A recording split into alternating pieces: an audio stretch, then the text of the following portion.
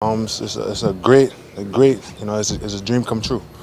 It's something I've been working hard at, for my whole life, and I'm here now, and just looking forward to just competing every day and being the best I could be.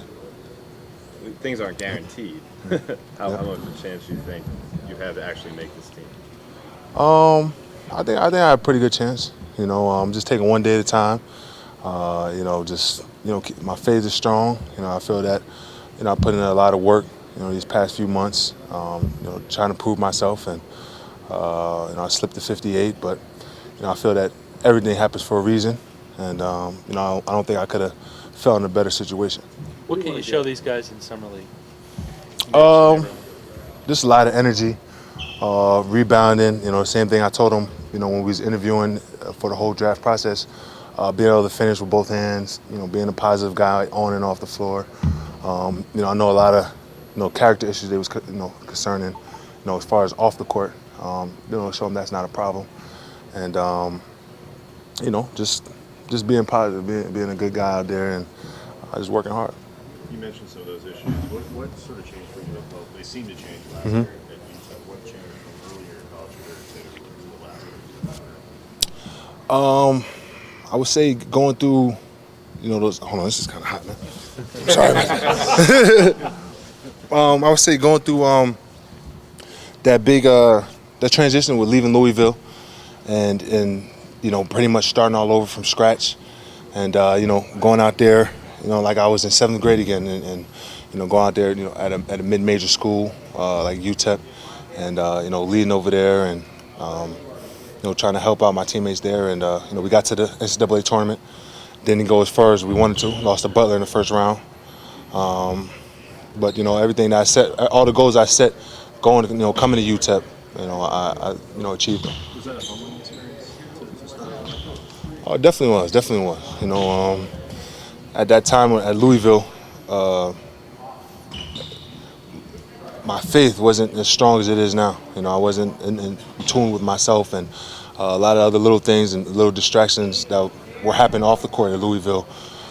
Just was a growing process. It's something I had to, grow up and look myself in the mirror, and I think that was a major change. Do you think that better prepares you for the NBA and just entering that professional level game? Oh yeah, definitely. They talk about just now in LA, Hollywood. All the living under the limelight. Just with all the things going on, and all the little distractions that could happen off the court, isn't even something that I'm interested in anymore. Really, from when I was younger, I used to want to go to clubs, to now, if I even do step out, I like a lounge, a loungy area more than so of a club. So just little things like that, and growing up, and being older, a lot has changed. Just sort of conditioning level is that? Conditioning? Yeah. Oh, I think my conditioning is great. Still, can improve, and I don't know how the NBA game is yet. So, I just, we coach weighed me in again today. At 277, I told him I want to play at 270. For the season, just easier on my knees and things like that. But my conditioning feels good. Just part of it, a lot of it is just positive body language. Even when I'm tired, just standing straight up and fighting through it. But I love being out here, and so I really don't think about being tired half the time. So you're dropping from 277 to 270? No, I played at UTEP. I was like 300, like 300, 305, and a week after the season, after we lost to Butler, I took some time, to figure out who I was going to sign with, and things like that. And it was about a week, and then I got right down to IMG in Florida and Sarasota, and got with this trainer by the name Dan Bartow, and just got after it. Changed some eating habits, and everything else took care of itself. What sort of changes in your routine did that entail? Getting my rest, getting a good 7-8 hours of sleep.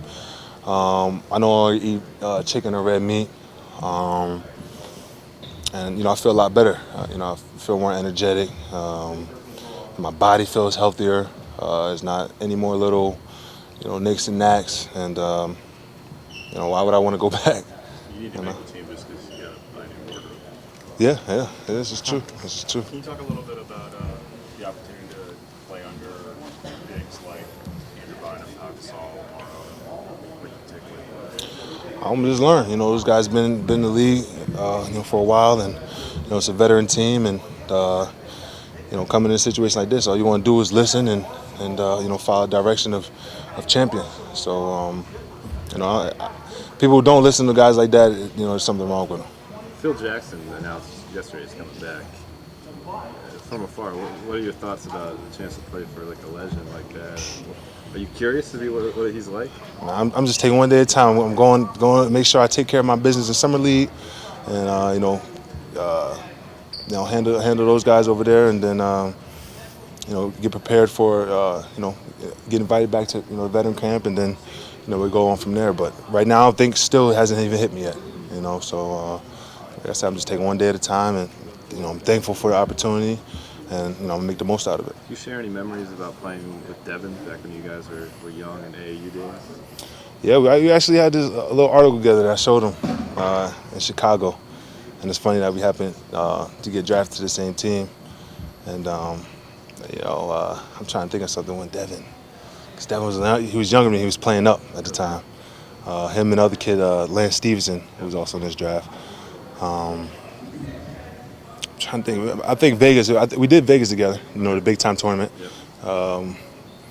But Devin's always been a good player, and this shows. He's here. He's here now.